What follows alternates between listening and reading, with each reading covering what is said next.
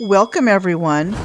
Before we get to the atmospheric pressure test that I recently completed, I want to show you a short video I put together of a few people who think Earth's atmosphere is a gas pressure next to a vacuum, with a couple of them resorting to anger and insults, and one who has a different idea about it altogether.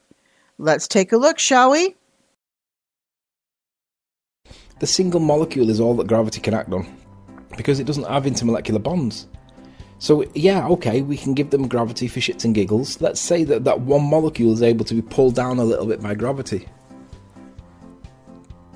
It needs to have a plug effect. It needs to act like a solid to be able to allow the gas molecules to bounce off it to come back to Earth. It's not a solid, it's a gas. There are no bonds. So even if we give you gravity, it isn't creating a container because it's not solid. So let's go back to the definition now for atmospheric pressure and just consider it for a moment, because this is just ridiculously retarded. And we need to laugh at these people because this is the strongest argument against them and in favour of us, and they don't like it, and this is what we need to push.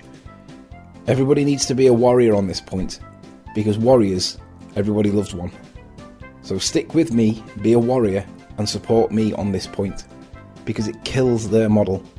Gas pressure doesn't exist on a ball in a vacuum of space. That's why they have atmospheric pressure. But that doesn't work either. So be a warrior with me on this and ram it down their fucking throats, because they're all pricks. The gas is gonna fill the available volume once it becomes available. So it seems they do know this, Wiggles. It's a law. A natural law. Not my idea. Not something that needs entertaining. A natural law. The gas would fill the space. Yeah, wouldn't all these professors realize that? Yeah, they do! Are you deaf? Modern science? Are you deaf? There's plenty of lectures on the second law of thermodynamics. Yeah, if the second law of thermodynamics implied space doesn't exist. It does. That's precisely what it implies. It implies space does exist? No. That if you have a vacuum, a vast space, then the gas would fill that space. Unless, of course, there's something to press upon. There isn't, so we can't have space. That's the point.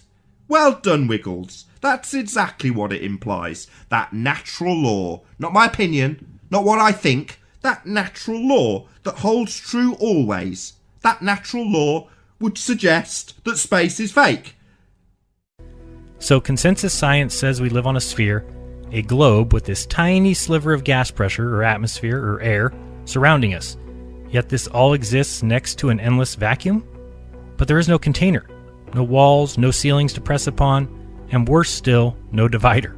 Well, it is simple to prove this is not reality, as with no divider, no barrier, you'd immediately lose all atmosphere on Earth to the vacuum of space. This doesn't even take into account that the Earth is said to be spinning at 1,000 miles per hour at the equator. Ever been on the gravitron? As it spins, things are flung outwards. The atmosphere, the air, the gas pressure would be flung outwards, and of course, we would never even get to that point because there is no divider. There is no barrier, and hence, the gas cannot even exist there to be flung outward anyway. It's long gone. The globe would have no air, no atmosphere, no gas pressure. No container, no gas pressure. No barrier, no gas pressure.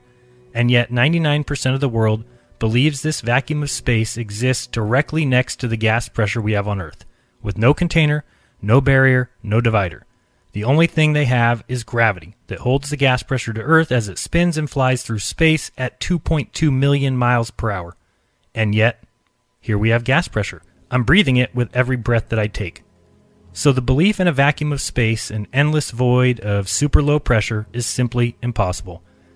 Well, what I want you to think about very quickly is gravity. Now, the definition of gravity is complete nonsense. You might as well have Bugs Bunny telling you what it is, because they don't know what it is. You know, it's complete horseshit, everything they give you. Gravity is very easy to figure out, I believe. And I think is a way to actually prove it. It's a simple way, too. You do it every day, pretty much. Well, not every day, but especially when you go up to the mountains or you get on a plane or anything like that. You have to pop your ears. What causes that? That's air pressure. That's all the air is denser than the air on the surface of our flat plane here. All right? So could you imagine how much pressure it is when you have to pop your ears? That's your eardrum. That's the pressure is pressurizing your eardrum, and that's why you pop your ears. That's gravity, guys. Okay? That is gravity. The enormous amount of air pressure up there that's pushing down. You know, whether there's a dome up there or a firmament, whatever it may be, all this air is trapped in here, and that's what your pressure is. That's what your gravity is. And that's what causes gravity. Because whatever's heavier than air is going to drop. It's very simple. My family and I recently took a trip out of town and drove over the Sierra Nevada mountains to get to our destination.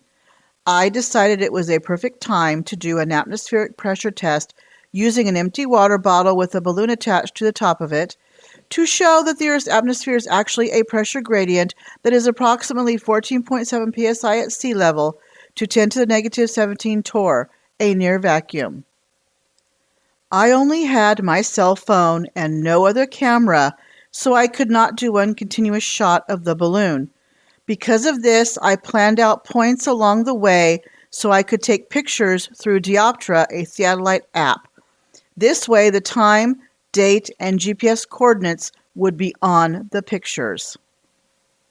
Our trip took us from 5 meters above sea level to 1,341 meters, with a topping off of approximately 2,204 meters, as the difference in elevation at the summit from one side of the interstate to the other is 3.66 meters.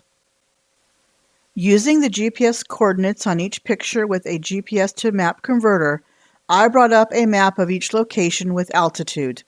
From there, I used a pressure at altitude calculator that just shows the approximate air pressure, as the purpose of this test was to show that air pressure decreases with elevation.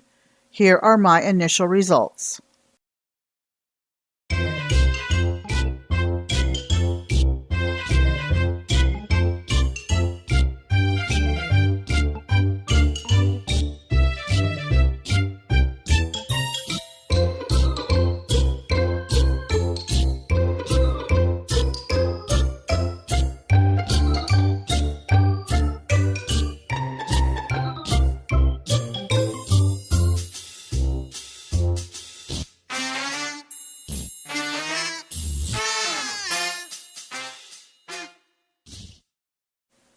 I plan on repeating this test this summer. I do want to get a camera so I can record it in one continuous shot so you can see the balloon expand. I will keep you updated. Thank you for watching. Please consider becoming a Patreon. As little as $1 will help me build my channel and make it better. As always, you rock. See you in the next video.